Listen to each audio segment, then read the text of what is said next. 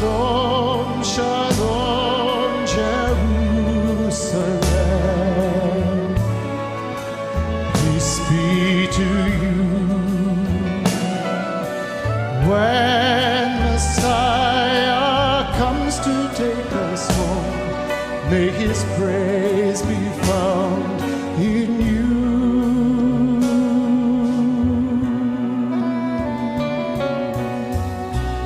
Israel.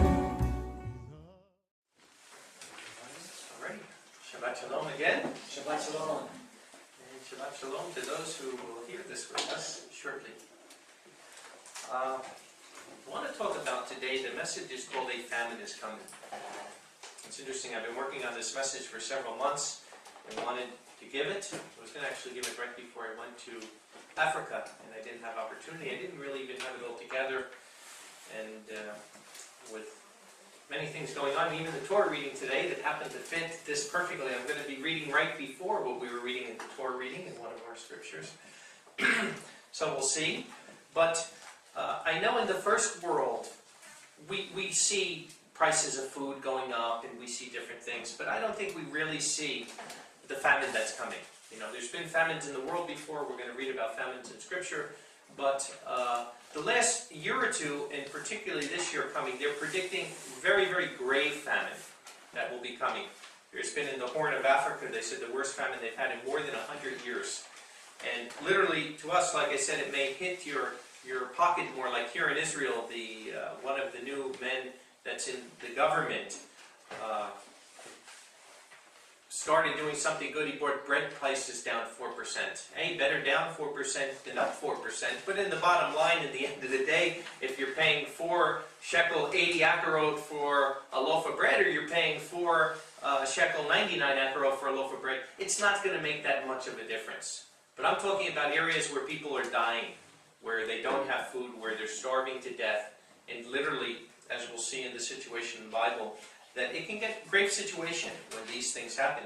But there's a famine that's coming worldwide.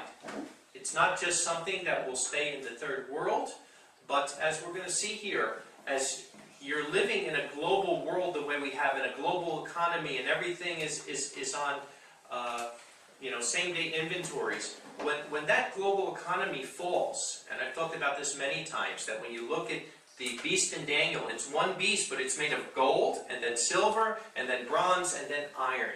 You know, I mean, you can go out here and find iron anywhere. Iron is not very expensive, but you're not going to find gold anywhere. But that's the point, that Babylon, that has brought this system to the whole world, and even in third world places, they're building it up, that when that head of gold goes down, we're very quickly going from the gold to the silver to the bronze to the iron. And we'll be going back to the Iron Age, to the Stone Age, so to speak, where we know in the end times it's going to be very, very difficult. And during the reign of the Anti-Messiah, it's going to be even more difficult for Yahweh's people, because we know we cannot buy and sell at that time. We're not going to be able to buy and sell at that time. So I'd like to start by reading Matthew 24. Just show this a little bit. Matthew 24 and verse 1. And going out, Yeshua left the sanctuary, and his disciples came to show him the construction of the sanctuary. But Yeshua said to them, "Do you not see all these things? Truly I say to you, there will not be at all left one stone on a stone, which will in no way not be thrown down." And as he was sitting on the Mount of Olives, the disciples came to him privately, saying, "Tell us, when will these things be? And what is the sign of your coming in the end of the age?" So we know this is the Olivet prophecy. It's in the synoptic Gospels, or Good News of Matthew and Mark and Luke. We know that there's a little bit different in each one that gives us a little bit different part of the story. But we know it's end time. We know this is things for the end time. And then Yeshua answers them, because they ask for the sign of his coming in the end of the age. See that no man deceives you. And what is the biggest thing we've seen in the end time so far? Deception. That's the first thing. Thousands of congregations, thousands of doctrines, thousands of everything. And the internet, as we've talked about many times, have magnified that deception over and over and over. For many will come in my name, saying, "I am the Messiah," and they will cause many to be deceived. Of course, everybody believes in Jesus, Yeshua, whatever you want to call him, but everybody has a different doctrine, and most of those doctrines are not the road to salvation. For you are bound to hear of revolutions and rumors of war. Talking about it in the last week or two. We have big rumors of wars that are coming, with China, with Russia, with North Korea, all these things that are up. Watch and do not be disturbed, for it is necessary that all these things happen, but it is not the end yet. So we know if war does break out very shortly, even if it turns into a world war, we know it's not the end yet. We know the beast has not even started his 42 months reign. So we know we have minimum 4 years or more, probably, as we're going to see here today. But we're at the point where we're going to start seeing many of these things. For nation will be raised against nation, and kingdom against kingdom, and there will be famines and plagues and earthquakes against many places. And like we said, even just this year, 2013, we're only in the beginning of April, there's been an unprecedented amount of odd, strange weather going on. And even in April now, that started just the first week or so, there's still freezing weather in many places. People dying of freezing to death in different things. So we see all these things. Earthquakes, major earthquakes. I'm talking about 6 and above, happening almost every day or at least every week. But all these are a beginning of sorrows. So I do believe we've entered the period of the beginning of sorrows, but the end is not yet. The end is not yet. We have time to go, and we're going to see we need to prepare. So the fact that the end is not yet isn't the time to go back to sleep, as we're going to see a very interesting parallel here today from Scripture, that Yahweh is clearly going to show us it is the time to prepare. It is the time to be watching, the time to be preparing. So I will stop there at that verse. And now I want to go to Joel, the first chapter, Joel 1. And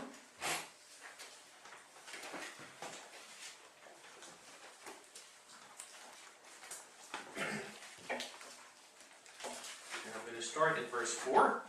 We know Joel, very interesting book. Just 3 little chapters filled with all end-time things, all about the day of Yahweh, which we're talking about. But here, as we go down to verse 4 of chapter 1, and I can even start in verse 3. Tell your sons about it. Tell your sons to their sons, and their sons to another generation. We know the book of Joel was written many, many years ago, and he's saying, keep telling every generation that's coming until the generation that this is going to be pertinent for. And then he says, what was left by the cutter, the swarming locust ate. And that left of the swarming locust, the locust larva ate. And that left of the locust larva, the stripping locust ate. So he's metaphorically showing, and could be literal also. We know we just had a major locust storm coming from Egypt, coming into Israel. Much bigger than the normal locusts that were coming. And they did destroy a lot of the crops. It's still not over. They're still trying to fight it. It's, every time they think they've got it down, it's showing up in another place. But then what is the result of that? Awake drunkards and weak, and wail, all wine drinkers, over the grape must, for it is cut off from your mouth. And again, what does he say metaphorically? If all the plants are going to be taken, then also that's including the grapes, which would be destroyed. And as we said many times, very metaphorically that he's speaking, because no wine, no happiness. What is he saying? It's a time of suffering. So when you're hitting into a great famine, there's not a lot of time for having a glass of wine and rejoicing. It just is not happening at that time. For a nation has come up on my land, strong and without number. Its teeth are the teeth of a lion, and it is the jaw teeth of a lioness. There my vine is desolation, and it has splintered my fig tree. He has stripped it and thrown it down, its branches grow white. Wail like a virgin girded with sackcloth over the husband of her youth. The food offering and the drink offering have been cut off from the house of Yahweh. The priests, the ministers of Yahweh mourn. So the famine is so bad that they can't even, not even the priest can even do the food offering that's done in the sanctuary. The field is wasted, the land mourns, for the grain is wasted. The new wine is dried up, the oil tree droops. Be withered farmers, howl vine dressers, for the wheat and for the barley, because the harvest of the field is perished. The vine is dried up and the fig tree droops, the pomegranate, the palm tree, and the apple tree. All the trees of the field are dried up, because joy has dried up from the souls of men. And living here in Israel, we know we've just ended what was one of the worst droughts that they've had in many, many years. It was about a 7-year drought that just ended this year. But we know in Israel you only get a couple of months of rain. And if you don't get rain during that time, and you're going 7 months of heavy, heavy heat and no rain, this is the end result of it. You know, we know it by living here. We know what would happen to our trees if we didn't get the winter rain and then we went 7, 8 months. We'd have no fruit and many of it would die. So this is all, again, leading up to the day of Yahweh, that there is a great famine coming. Now, like I said, metaphorically, it's many ways. We're going to see there's a famine of the word. You know, there's a metaphorically, but literally, it's also talking about food famine in the end time. That there is a food famine in the end time. Let's go to 2 Kings 6. We were just reading 2 Kings 7. So I think this is kind of neat. Now we can look and see what preceded what we were going over in the Torah reading. Because I want to just show you from what we just read. Now we read the good side. We read when Elisha predicted that by tomorrow the famine would be over and the food would come, and it was so unbelievable for them to believe it because of how long this famine was going on and what was happening. We see what happened to the guard who didn't believe it. But let me show you what happened before this, and maybe why that guard was so skeptical. And I'm going to read 2 Kings 6. I'll start in verse 25. And there was a great famine in Samaria, and behold, they were laying siege to it until the head of a donkey was at 80 silver pieces. Wow. You know, anybody want to have donkey parmesan for meal today? A head of a donkey was at 80 pieces of silver, and the fourth of a cab of dove's dung at 5. So, wow, not even a cab, a fourth of a cab, you know, of dove's dung. So this is showing you, wow, you're in a famine, and you're living in a land that has fruit trees and everything, right? But again, what is this showing? That all these trees must have not been yielding anything if people are eating donkey heads and dove's dung. But it's going to get worse. And it happened, the king of Israel was passing by on the wall, and a woman cried to him, saying, "Save my master, O king." And he said, "If Yahweh does not save you, from where shall I save you? Out of the threshing floor or out of the wine vat?" So he's saying, if Yahweh is not bringing the rain from heaven, what am I going to do? And the king said to her, "What ails you?" And she said, "This woman said to me, 'Give your son, and we will eat him today, and tomorrow we will eat my son.' And we boiled my son and ate him. And I said to her on the next day, 'Give me your son, that we may eat him.' But she hid her son. And it happened when the king heard the words of the woman, he tore his garments, and he was passing by on the wall. And the people looked, and behold, the sackcloth was inside on his flesh." So this is why you see why he said, "I'm going after Elisha," because Elisha was the one calling the drought. Can you imagine getting that bad? That literally, forget about a donkey's head and dung of a bird. You're talking about literally people taking their child and burning it. Josephus talks about this in the war, the 66 to 70 war. Because the way the Romans used to do it, they would build a siege mound around your city. That's what they did with Jerusalem. They'd starve you out. They wouldn't let food in, they wouldn't let food out. And after a couple of years of having no food whatsoever, this is exactly what was happening. So, you know, we know it in the end time. It talks about the same thing. So we're seeing, like I said, for us, it's hard to imagine. You know, we've never been through it. We fasted. Maybe we went without food at a point. But I don't think any of us in this room have ever went long periods of time, maybe a week, 2 weeks, without eating just because there was no food there. Not because we're choosing to do a lemonade fast or something like that, but because there literally is no food there to eat. So, again, wow. You know, our backs are going to be against the wall. You're dealing with the worst famine the world will ever know. And at the end of the day, as we're going to see, for the people of Yahweh, beside the famine, we can't buy or sell. So even if you could find somebody out there that will sell you, you know, the whatever, you know, the hoof of a cow, you're not going to be able to buy it or sell it. Because you're not going to be able to buy and sell unless you take the mark of the beast. So Yahweh did not leave his people, though, defenseless. he warned us about this. And I'd like to go to Genesis 41. We saw a film the other day, a modern day Joseph. Little to be desired of, right? Of ancient Joseph, but ancient Joseph was a little to be desired of. You know, like I said, when you look at some of these Bible stories. But there is reason to my madness at times. And what we're going to read here is about Pharaoh.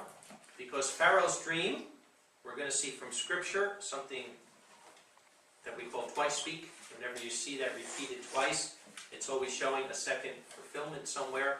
And I think that Yahweh clearly was giving us this, not so much for Pharaoh's time, but it directly correlates with the end time in what we should be doing now. Genesis 41, I'm going to start 1 through 8, and then I'll drop down. And it happened at the end of 2 years of days, Pharaoh was dreaming, and lo, he was standing by the river.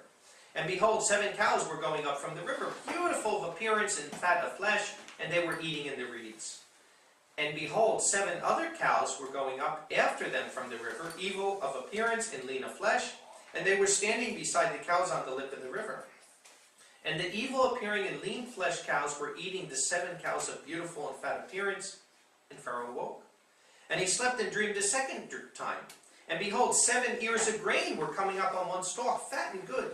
And behold, 7 ears of grain being lean and blasted by the east wind, sprouting forth after them. And the 7 lean ears were swallowing the 7 fat and full ears. And Pharaoh awaked, and behold, it was a dream. And it happened in the morning, his spirit was troubled, and he sent and called for the magicians of Egypt and all of its wise men. And Pharaoh told this dream, and there was no interpreter of them to Pharaoh. So again, you know, he has the dream, there's nobody there to interpret. I'm going to drop down to verse 15 and continue on, because we know they call for Joseph.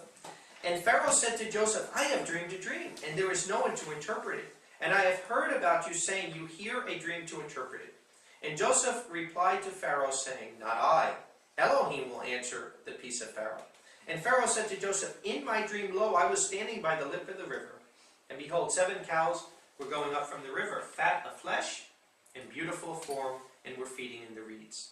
And behold, 7 other cows were going up after them, poor and very evil of form and lean of flesh. I have not seen any like them in all the land of Egypt for badness.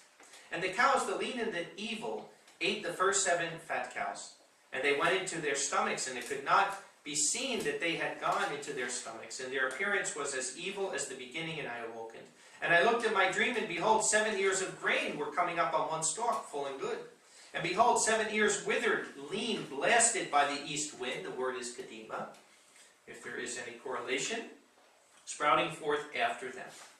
And interesting enough, the word kadima means forward. And like we were saying, in President Obama's election, his campaign thing, and on their campaign is where they make those million signs everybody holds up. The campaign in this election was also forward. It was also kadima, which is just an interesting coincidence maybe. And the lean ears were swallowing the good ears, verse 24, and I spoke to the magicians, but not one is making known the meaning to me. And Joseph said to Pharaoh, the dream of Pharaoh is one. Elohim has shown Pharaoh what he is about to do. The 7 good cows, they are 7 years, and the 7 good ears, they are the 7 years. The dream is one. And the 7 thin and evil appearing cows going up after them, they are 7 years, and the 7 empty ears blasted by the east wind will be 7 years of famine. This is the word I spoke to Pharaoh. What Elohim is about to do, he has made Pharaoh say, behold, 7 years of great plenty are coming in all the land of Egypt, and 7 years of famine will arise after them, and all the plenty of the land of Egypt will be forgotten, and the famine will consume the land. And the plenty in the land will not be remembered because of that famine afterwards, for it will be very severe. And as to the dream being repeated to Pharaoh twice, the thing is settled because it is from Elohim, and Elohim is hastening to do it. And now let Pharaoh look for a man who is intelligent and wise, and set him over the land of Egypt. Let Pharaoh act, and let him appoint rulers over the land, and take 1/5 of the land of Egypt in the 7 years of plenty. And let them gather all the food of these coming good years. And let them heap up grain under Pharaoh's hand as food in the cities, and let them keep it. And let the food be for a store for the land for the 7 years of famine, which will be in the land of Egypt, and let not the land be cut off by the famine. So, here it is. We have a dream that's a parallel for the end times, and it's pretty simple. There's 7 good years in which all these good things will come, and there'll be a lot of plenty, which I believe are over. I think we had very, very good years, not that far from here. There was a lot of things that were able to be stored. But now we're really getting ready to go into those 7 years of famine. We're not getting ready to go into years of plenty. Like we said, as we're going to see, we're going into war. We're going into the fall of Babylon. We're going into a lot of things that is going to bring this famine that's coming on the world. And believe me when I say it, the leaders that be, the globalists, know it. They've been preparing for this for a long time. They have places that they bought, they have underground cities, they have stores of food, and they're following. They believe it. They have faith that Yahweh's word is going to come to pass. And they've been preparing for it. But my question is, have you been preparing for it? Have you been preparing? And there's spiritual preparation, which we've been going over as Passover is coming. But also there's physical preparation too. You know, the spirit is willing, but the flesh is weak. You know, and how may we stand if we had to go for a month with no food whatsoever? You know, or if we didn't have water or whatever. Remember Israel, 3 days in the desert without water. You know, and they were crying out to Yahweh and really getting ready to string Moses up, so to speak. So the fact that Yahweh gives us, He tells us that we need to prepare. I don't think there's much question about it. I did a message I was telling someone the other day, years and years ago, maybe 15 years ago. Preparation, lack of faith, you know, or faith. Some people say, oh, you just have to believe in Yahweh. Yeah, that's what I do. I believe in Yahweh. I believe a famine's coming. I believe He said to prepare. So if I really believe, I will prepare. It's not a lack of faith. Faith without works is dead. You know, we know that. We know we do our part, and then Yahweh's going to do His part. But if we don't do our part, you know, not only are we setting ourselves up for physical problems, but I'll tell you something. The way that Satan gets us is not through the spiritual. He can't touch the spirit, because it belongs to Yahweh. He gets us through the physical. He gets us through physical lusts of different things. He gets us through physical things in our personality that we're not overcoming. You know, like I said many times, that don't give Satan anything that he owns that you're possessing. He possesses anger. He possesses lust. He possesses greed. And if you're owning that, then you're giving him an in to come into you and take what's his. It's the same thing here. If we don't prepare for the times that are coming, when we come under, you know, this temptation, who knows? Who knows? Because none of us have ever been to that situation where we were so hungry that we would burn our child and eat it, like we read in the Bible. But the minute you ever think, oh, I'd never do that, you're done. Self-righteousness, because human nature will do anything. Human nature will do anything. And that's why if we really believe Yahweh's word, if we believe what He says, then of course in the end of the day, we're believing, we're not trying to think we're going to get through this horrible, horrific time by physical means, but we're believing what He's saying, and we're preparing because He's telling us to prepare. He's telling us to prepare. So let's continue with the story, because there's some very interesting things now that go into the story that also tell us of other things, of the end time and other things with timing. So we already know we got the dual meaning. Let's drop down to verse 53 now, the same chapter. And let's see what happens. And the 7 years of plenty which were in the land of Egypt were ended. Time goes quick, right? And the 7 years of famine began to come, according as Joseph has said. And the famine was in the lands, but in all the land of Egypt there was bread. Why was there bread? Because people believed. Just like we were talking about in the other story. You know, the people with the faith were the ones bringing the good news. The guy who didn't believe was trampled at the gate.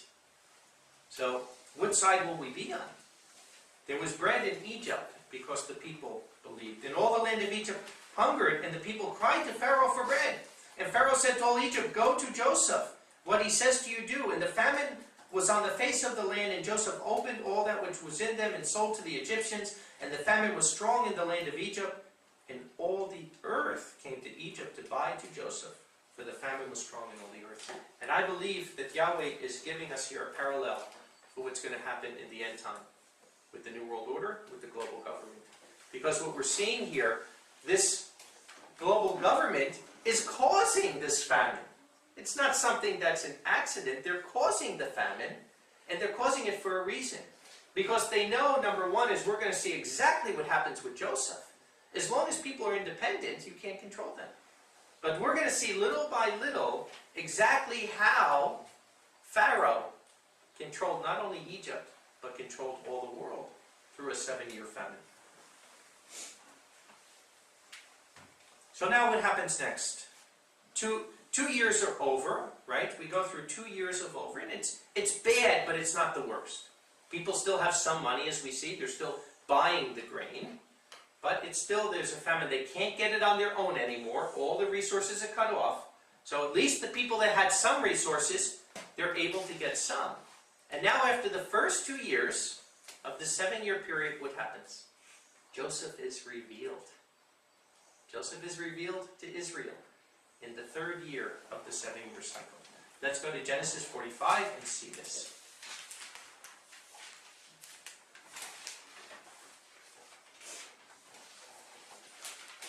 And I believe it could be a parable to when Israel's eyes will be opened to the Messiah.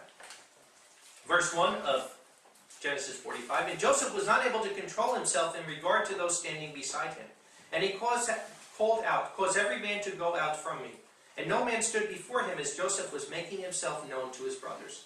And he wept aloud, and the Egyptians in the house of Pharaoh heard. And Joseph said to his brothers, I am Joseph. Is my father still alive? And his brothers were not able to answer him, for they trembled before him. And Joseph said to his brothers, now come near to me. And they came near, and he said, I am your brother Joseph, whom you sold into Egypt. And now do not be grieved, let not anger be in your eyes, because you sold me here.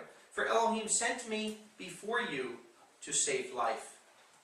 And isn't it interesting? Isn't it the same we read in Zechariah 12:10? They will look upon me whom they have pierced, and they mourn for him. And what's Yeshua going to tell them? The same thing he's telling them here. No, you didn't crucify me. Don't mourn over this. You know, Yahweh the Father sent me down to save life.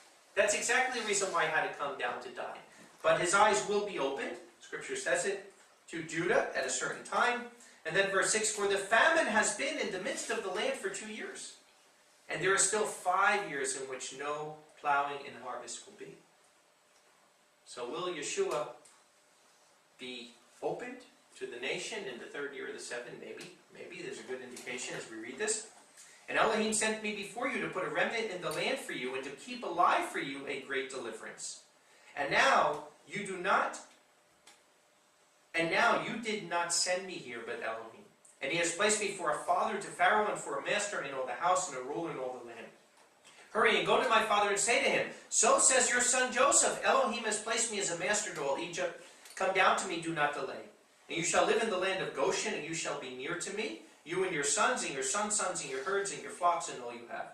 And I will nourish you there, for there is still 5 years of famine, lest you be made poor, you and your house, and all which abides in you.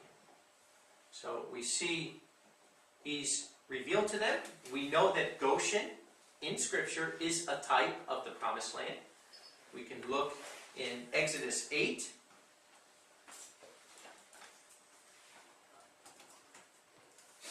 Exodus 8 and verse 20. And Yahweh said to Moses, get up early in the morning and stand before Pharaoh. Behold, he is about to go to the water. And say to him, so says Yahweh, send away my people that they may serve me. And if you do not send away my people, behold, I am about to send swarms of flies on you, and on your servants and your people and your house. And the house of the Egyptians will be full of swarms of flies, and also the ground on which you are. And in that day I will separate the land of Goshen with my people resting on it, that there be no swarm of flies, so that you may know that I am Yahweh in the midst of the earth. And I will put a distinction between my people and your people. This miracle shall be to you tomorrow. So we do see there is precedent in the Bible that Goshen is a type of the Promised Land. When we're looking in the Exodus account, even when there's darkness on Ramses, but there's light in Goshen. So he's telling them to come down. You know, is this a prototype of the people starting to come back to the land of Israel. There's a very good possibility it could be. Then we go back to Genesis 45.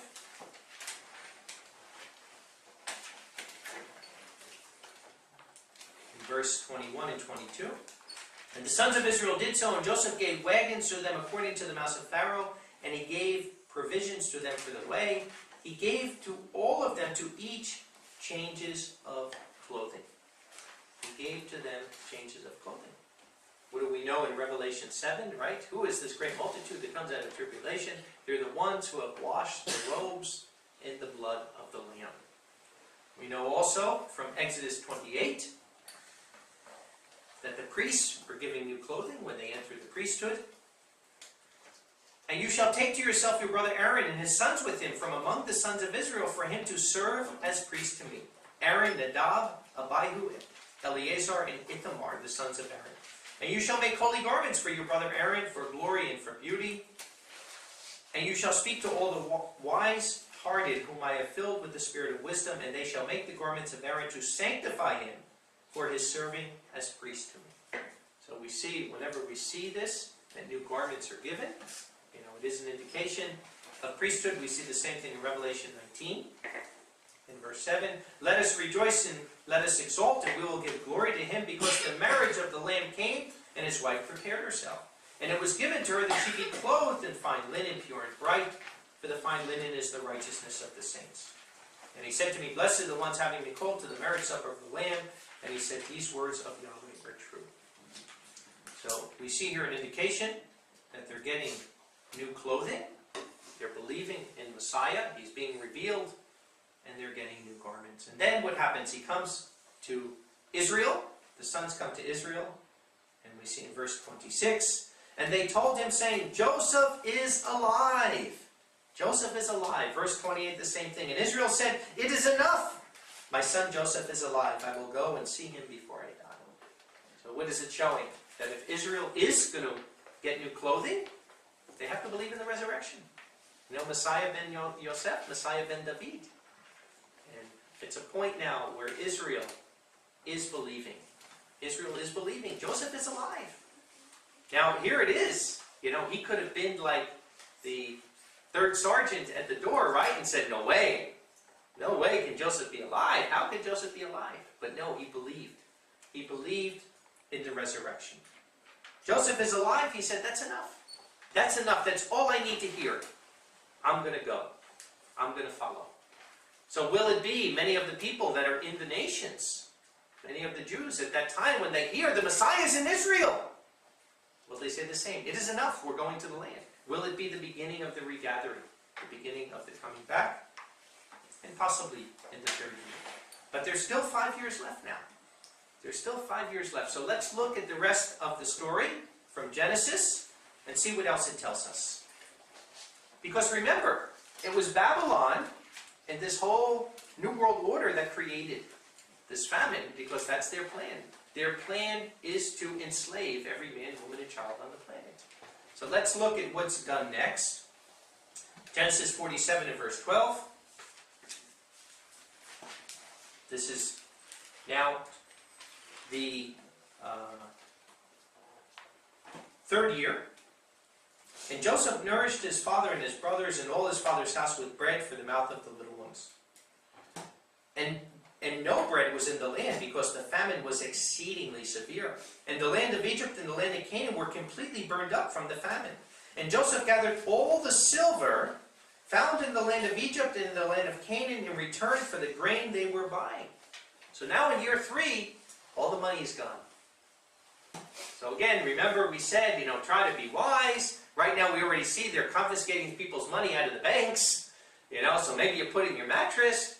Maybe you don't feel that paper money will be any good, so you're going to buy gold coins, right? So up until year 3, that's a good strategy.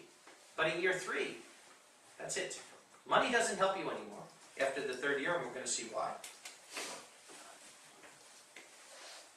So we gathered up all the silver and the grain they were buying, and Joseph brought in the silver to the house of Pharaoh. And the silver failed from the land of Egypt and from the land of Canaan. And all Egypt came into Joseph, saying, give us bread, and why should we die before you, for the silver failed? So like I said, if you're wise and if you're preparing, you know, you can get up to the 3rd year or the 7th year, but in the 3rd year, that's going to be it. There'll be no more money. There'll be nothing else, for the silver has failed. We know in Ezekiel 7, in verse 19, what does it say? In Ezekiel, the first 9 chapters, again, is all parallel to this, to the end times. They will throw their silver in the streets, and their gold shall be an impure thing. Their silver and their gold shall not be able to deliver them in the day of the wrath of Yahweh. And the wrath of Yahweh has not happened here yet. That's at the end of this 7-year period. They shall not satisfy their souls, and they shall not fill their bowels, and their iniquity has become a stumbling block for them. So like I said, and it's interesting, now you're in the 3rd year, and what happens after the 3.5 years? What happens in midpoint of this, as we'll see. The 4th year, Genesis 47. Now we're into the 4th year of the 7 years. And Joseph said, give your livestock, and I will give you and your livestock if your silver is filled.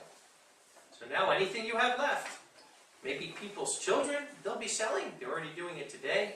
Your cattle, your livestock, and then drop down to verse 21. And as far as the people, he caused them to pass over into the cities, and from the end of the border of Egypt to its other end.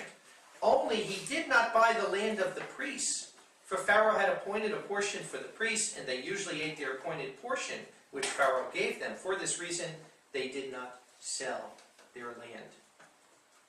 Behold, I have brought you here in your land today. Behold, here is seed for you, and to sow your land.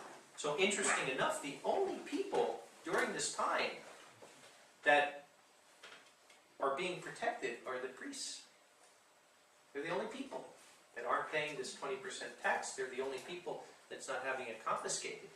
So how important is it by this time to have priestly garments on, right? To be a priest during this time. We know from Revelation 18, in verse 13, it talks about Babylon is made slaves of the souls of men. And that's what we're seeing here. That since they have no money left, people are literally selling themselves as slaves. They're saying, look, what good is anything? We don't want to die. Whatever you want, we will do at this point. Verse 26, and Joseph made it a law until this day on the land of Egypt. The 5th part is for Pharaoh, only the land of the priest being accepted, it did not become Pharaoh's. So we already saw in the Exodus account, Yahweh makes a distinction between his people and the worldly people. So that's why I said, is this going to be a horrible time? Absolutely. Is it going to be a very bad time? Yes. Does it even say that there'll be a great martyrism and Satan will be allowed to martyr many of the saints? Yes. But it also says that Yahweh still makes a distinction between his people and the worldly people. And that's why, what side do you want to be on? Do you want to be on the side of the New World Order, or do you want to be on the side of Yahweh? Like I said, many people that I talk to in Babylon that say, I'll never take the mark of the beast, they've already taken it. They work in the system.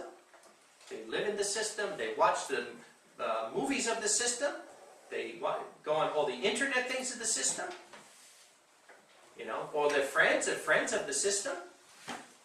So, you know, as a man thinks, so he is. And if everything of your life is the beast power system, then you've already taken the mark of the beast. It's that simple. So this is where Yahweh is clearly making a distinction between the two. Verse 25, go back to verse 25. And now the people said, you have saved our lives. Let us find favor in the eyes of my master, and we will become slaves to Pharaoh. Now isn't it interesting? Pharaoh was no different. Pharaoh wasn't some kind of Elohim or something else. What made Pharaoh different than the rest of the people now that are becoming slaves? Because Pharaoh believed the prophecy, and Pharaoh prepared. That's the only difference. Pharaoh took those 7 years and he prepared. I've had people from the last 30 years of my life, brethren, say, tell me when the end is. Well, it might not be for another 10. Oh, good.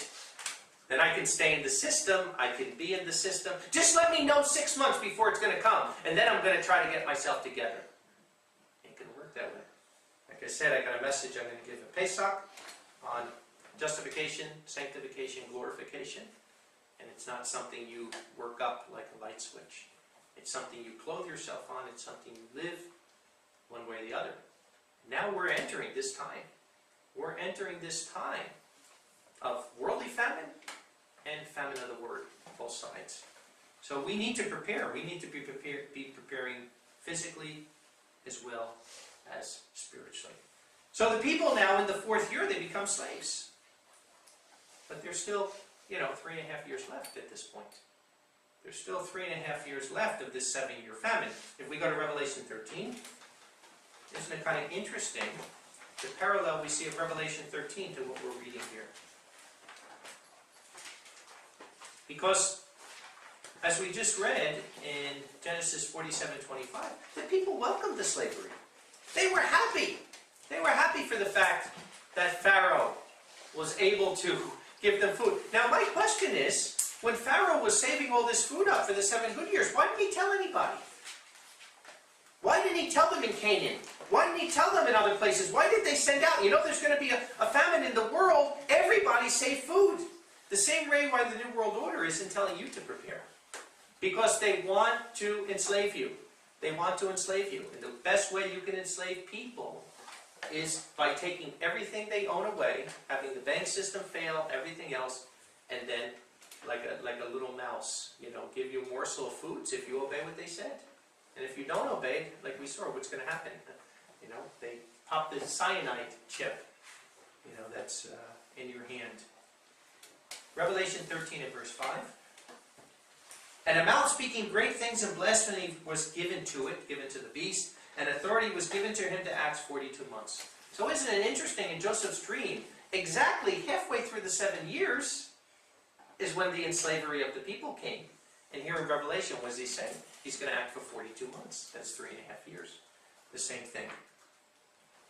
And it opened its mouth in blasphemy toward Yahweh to blaspheme his name and his dwelling place and those dwelling in heaven. And it was given to it to make war with the saints and overcome them. And authority was given to it over every tribe and kindred and tongue and nation. And to those dwelling on the earth, and all those dwelling on the earth will worship him, the anti-Messiah, the beast system. Those of whom the names have not been written in the book of life of the Lamb, having been slain from the foundation of the world. And then you go down to verse 15. And it was given to it to put life into the image of the beast, so that the image of the beast might speak, and might cause as many as would not worship the image of the beast to be killed. And the small and the great, and the rich and the poor, and the free man and the slaves, it causes that they give to them all a mark on their right hand and on their foreheads, even that not any could buy or sell, except the one having the mark, or the name of the beast, or the number of its name. Here is wisdom, let him who has understanding compute the number of the beast. Whereas the number of a man, its number is 666. 6 is the number of man. 3 sixes, 3 is the number of unity. So 666 is mankind unified. It's the Tower of Babel complete. It's the Tower of Babel succeeding. It's man's unity to himself without Yahweh. Yahweh's number, as we know, is 7, the number of completeness. 6 is the number of man. 3 sixes is man's unity to himself. And that's why whenever you see a trinity, what do you see? You see this triangle that's unified by itself without Yahweh. So like I said, very, very, very interesting though. How the same here in Revelation. These people aren't being forced. They're worshiping the beast. Why? Because you know what? He was giving us food. The old order out of chaos. They're not telling you they created the situation the same way Pharaoh didn't tell the people that he created the situation, by not giving them the information to prepare beforehand.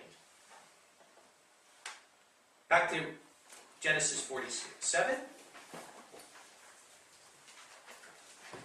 Very encouraging scripture in verse 27. Genesis 47 and verse 27.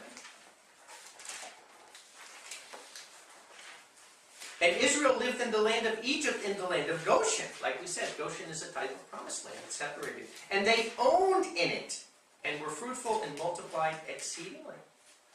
So here it is. While all the world is taking the mark of the beast and doesn't have food, the people of Yahweh that trusted in him, who prepared, for what? They're prospering. Just like the scripture that Eric talked about in Daniel. The people who know Elohim, Daniel 11, they will work and do exploits. They will work and do exploits. But it's because they prepared. Because they prepared, for what's coming because they had faith and believed in the word of Yahweh. If we go to the book of Amos, Amos 4, verse 7.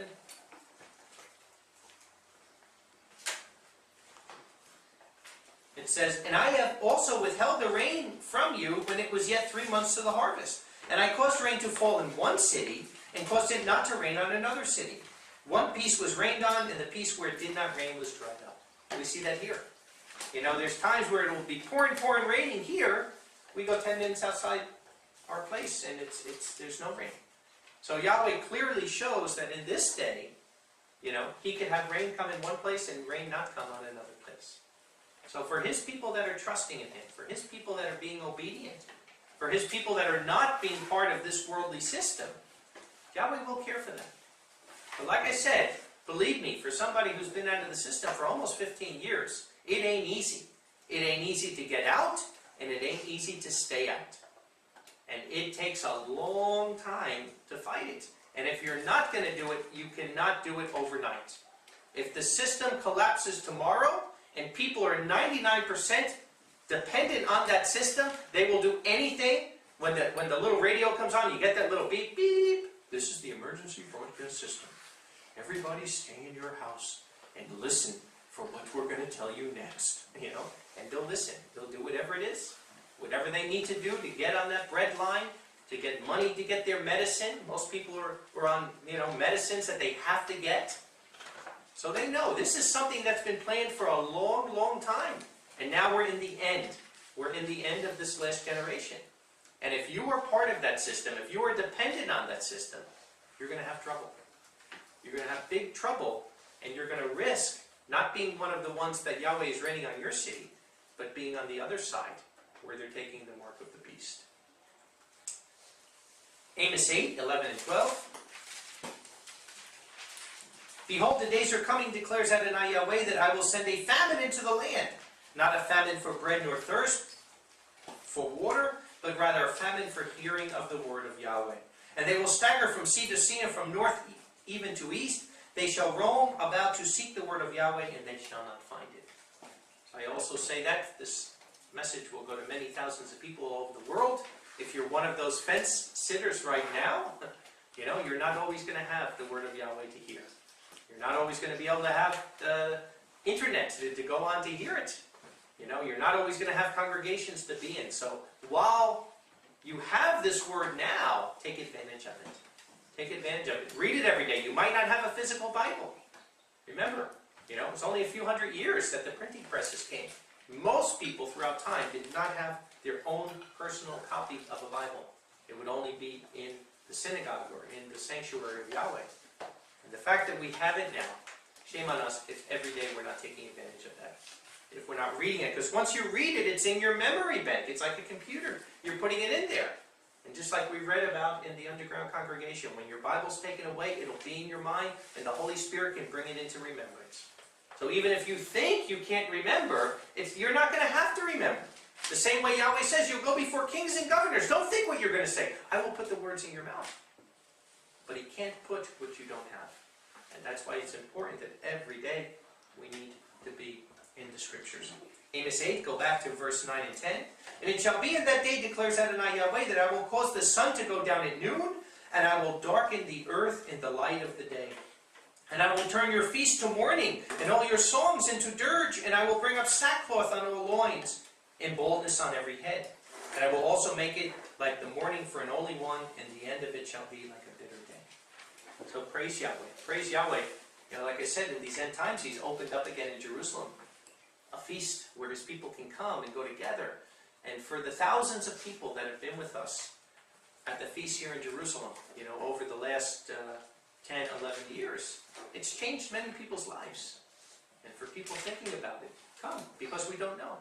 There'll be a time where the feast will be cut off. You know, and I know for myself, my memories from being here and what's instilled, I know that is a major, major cornerstone that will help me get through these times. It's a major cornerstone that has built my faith. Going around Israel, seeing the places of the Bible, seeing how real they are, understanding the reality of it from from seeing it and hearing it from true archaeologists compared to reading it from a Greek perspective. And all of us know it helps us to understand the truth. Going to the Red Sea crossing site, where the chariot wheels are found. And we don't know. We don't know how many more years are going to be here, because like he says, the feast is going to stop. I'll read here in Luke 21.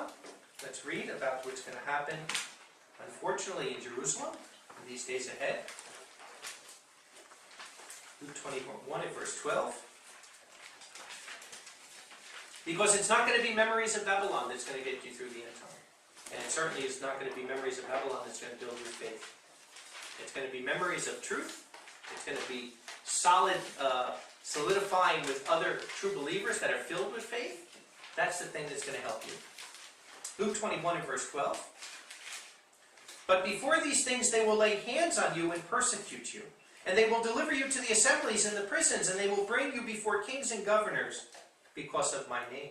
But it will return to you for a testimony. Then then put into your hearts not to premeditate to make a defense, for I will give you a mouth and a wisdom which all those opposing you will not be able to withstand or contradict, just like we were just talking about.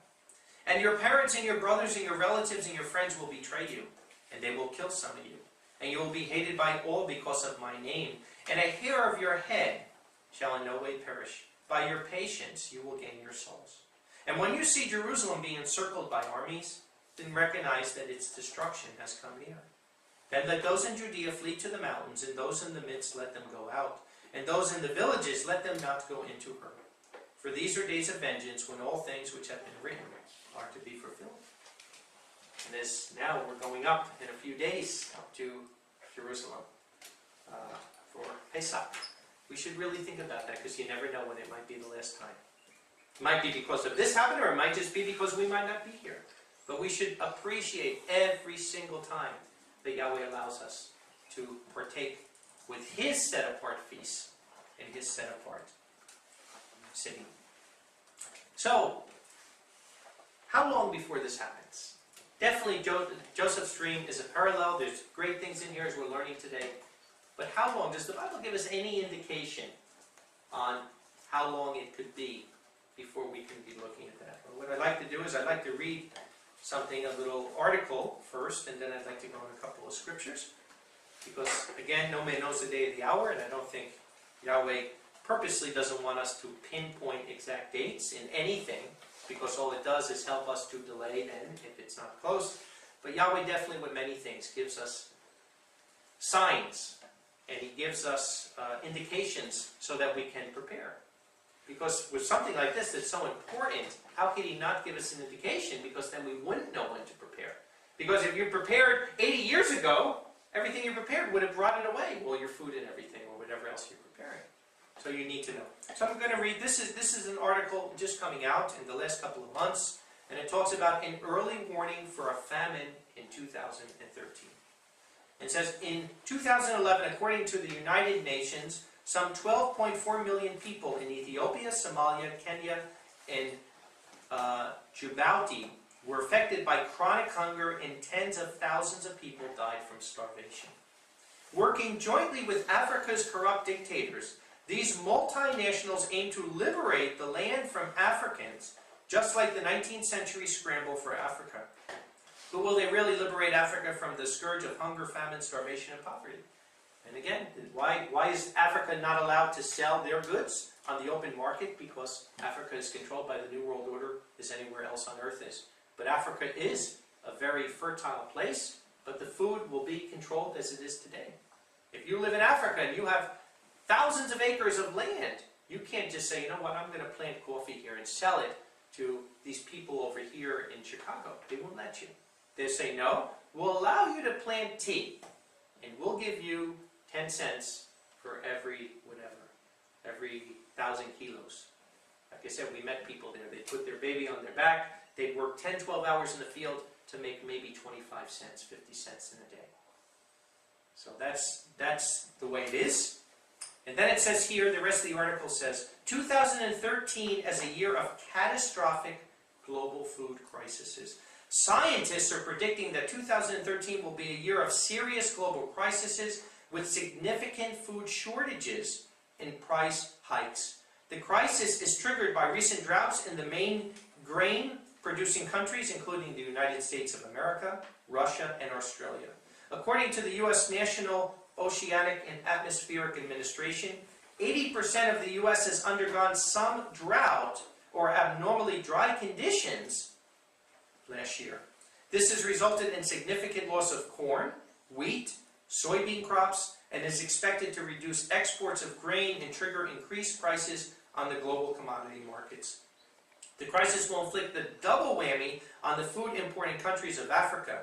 Increases in commodity prices, food and energy, will have a disproportionate impact on large vulnerable populations in Ethiopia because the impoverished households typically spend more than half their total incomes on food. We have a lot of brethren down there, and believe me when I say, they're taking it serious. We're trying to help them. We're trying to expand Joseph's storehouse that we have here in Israel and help these people to get them ready. And they believe it. They believe that it's coming, and they know what's coming. We also know financial collapse. And like I say, it's a joke when people want to mention the stock market, making new highs every day. Well, of course, if you had a printing press and you can print $85 billion on paper and put it into the stock market every month, then you could also play that little monopoly game that they play. But in reality, every financial guru, every major financial person knows there's a collapse coming. And the fact that the balance sheets are so out of whack right now, like I said, normally the Federal Reserve, which is not part of the federal government, but they're the ones making the monetary policy, normally they have about $200 billion on their books, which means that's bonds that they're holding from America in return that they print paper. Now it's more than $4.5 trillion. From a normal aspect of about 200 billion, they have 4.5 trillion, and every month openly they're just printing and printing and printing. And the people in the stock market are just waiting for them to say when they're going to stop, and then the crash will come. And it's inevitable.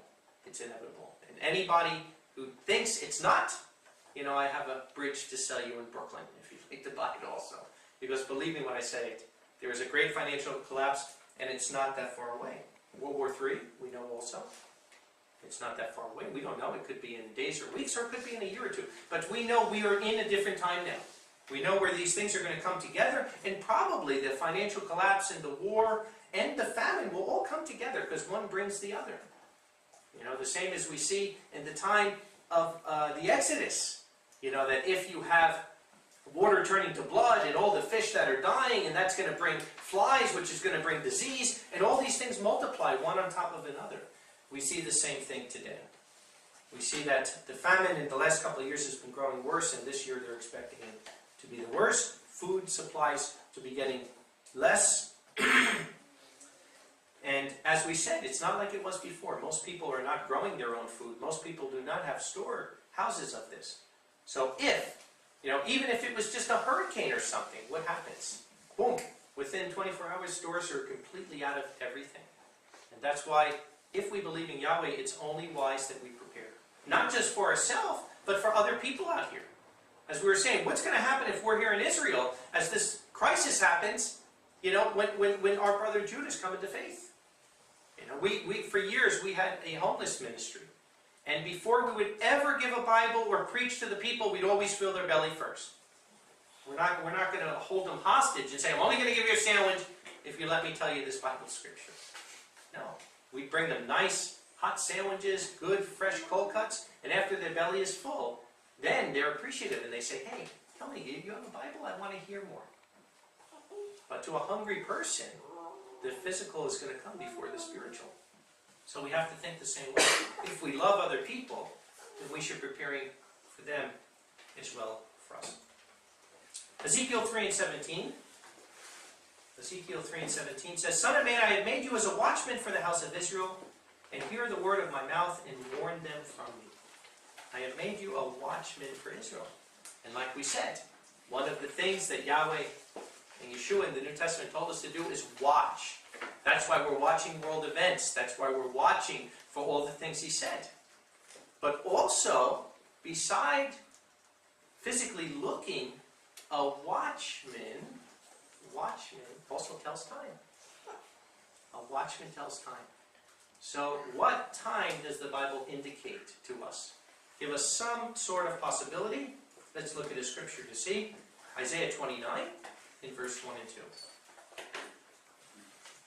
Isaiah 29 verse 1 and 2 says, "Woe to Ariel."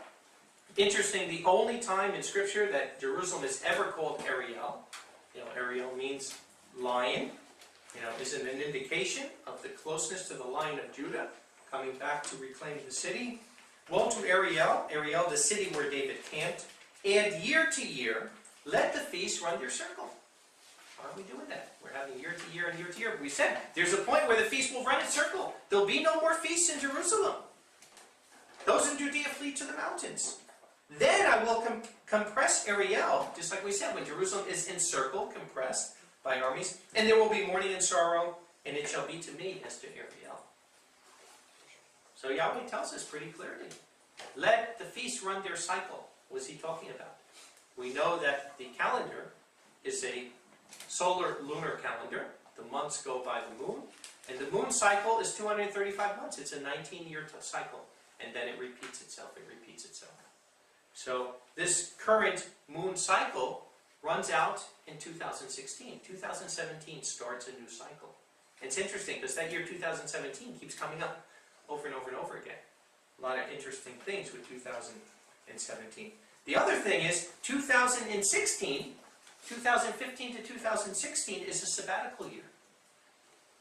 What do we do in a sabbatical year? You don't plant and you don't grow. And it's take a lot of faith. If famine is coming, maybe you're even in the second year of the famine, and now it comes and we're not even going to plant anything, not even a garden. Because we're going to trust in Yahweh. But what does he say? You trust in me and you keep your land fallow. Not only will you have food in the 6th and the 7th year, you'll have it in the 8th year going into the 9th year. So 2015-16 is a sabbatical. 2017 starts the new 19-year time cycle. Another interesting thing is that from 1947, November 30th, was when the United Nations voted on Jerusalem to become a nation. 2017 will be exactly 70 years. 70 years of Jerusalem being a nation. If we look at Zechariah 1,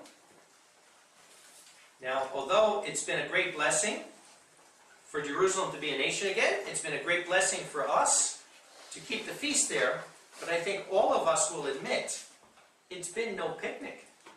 It's been no picnic. From day one, there's been wars, there's been fighting, just like it says in Zechariah 8, every man is against his neighbor.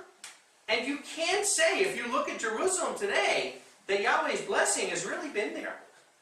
It's extremely secular, And let's look what it says in Zechariah, though, because Zechariah is a really interesting book, because Zechariah is tying from the Second Temple times, going all the way to the end time, and tying it together. And there's a lot of symbolism in the book, but there's a lot of really, really important prophecies in Zechariah for the end time. So if we start in verse 12, and the messenger of Yahweh answered me and said, O Yahweh of hosts, until when will you not have pity on Jerusalem and on the cities of Judah, against which you have cursed these 70 years? And again, because Jerusalem has not been obedient to Yahweh, and the religious there has not been obedient, they have been cursed these 70 years. So what is he saying? And Yahweh answered the messenger who was talking with me with good words, words of comfort. So the messenger who was talking with me said, cry out, saying, so says Yahweh of hosts, I am jealous for Jerusalem, and for Zion with a great jealousy, and with great anger. And I am angered at the haughty nations, in which I was a little angry, and they gave help for anger. Why? Because Jerusalem wants to be divided. Yahweh's plan is bringing Jerusalem back, bringing the people back there, and the plan of the New World Order is to divide it. So Yahweh says this, I have returned to Jerusalem with compassions. My house shall be built in it, says Yahweh of hosts, and a line shall be stretched over Jerusalem. Cry out again, saying, so says Yahweh of hosts, my city shall again overflow with goodness, and Yahweh shall yet comfort Zion, and shall yet choose Jerusalem. But there is a point of 70 years first, where Yahweh does allow them to go through persecution, and he allows them to go through suffering. Zechariah 8, in verse 7.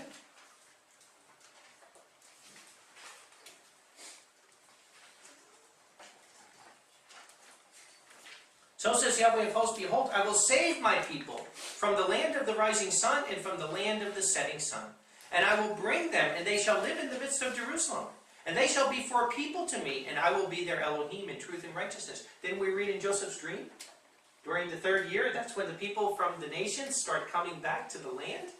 Just like he's saying here. So says Yahweh of hosts, let your hands be made strong, you who hear in these days these words by the mouth of the prophets, that in the day the house of Yahweh of hosts is founded, the sanctuary is to be rebuilt. So definitely we know the time frame of it, end time.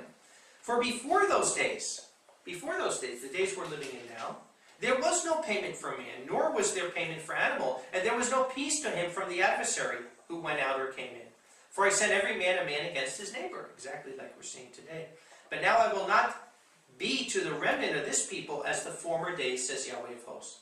For there shall be peace for the seed, the vine shall give its fruit, famine will be ended, and the ground shall give its produce, and the heavens shall give their due, and I will cause the remnant of this people to inherit these. And it shall be as you were a curse among the nations, O house of Judah and house of Israel, so I will save you, and you shall be a blessing. Do not fear, let your hands be made strong. So, it's encouraging, we know at the end. Also, interesting enough, from 1967, when Jerusalem was actually given back to the Jews at that time, it will be exactly 50 years, 2017, one Jubilee.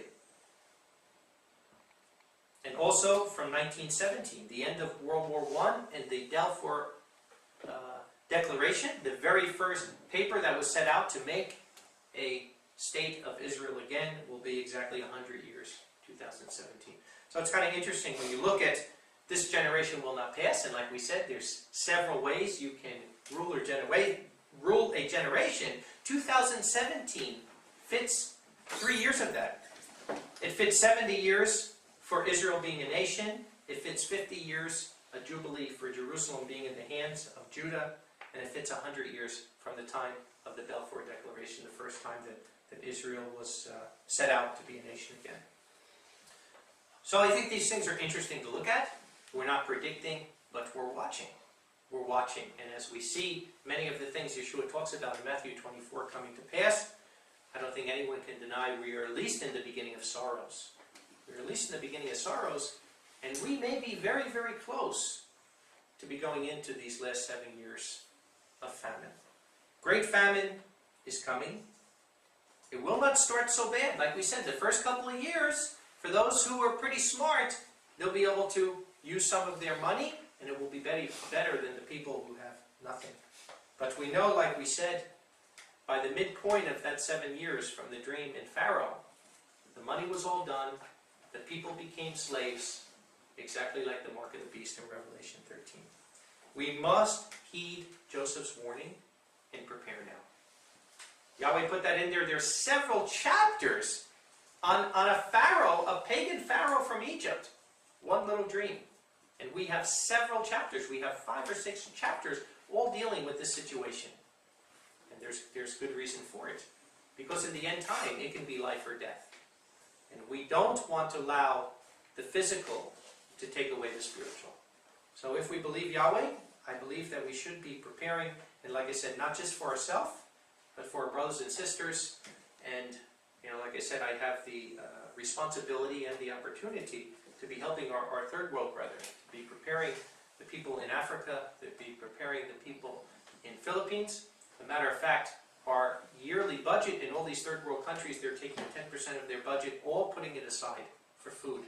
And there's always famine in these places, so no matter what, it's only going to help them.